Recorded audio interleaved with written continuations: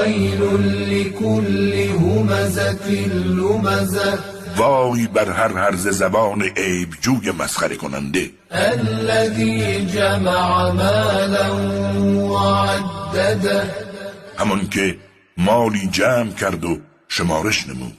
يحسب أن ماله أخلده و پنداشت که آن مال جاودانه‌اش میکند. كلا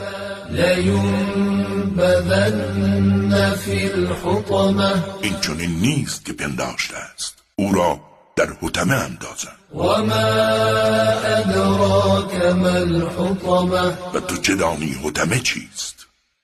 نار الله الموقدة آتش برافروخته الهی است التي تطلع على الأفئدة که شعله‌اش بر قلب ها مسلط است.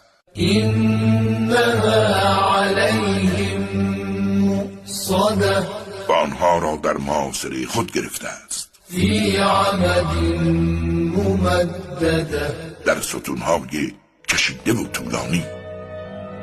راست گفت خداوند بلند مرتبه و عظیم.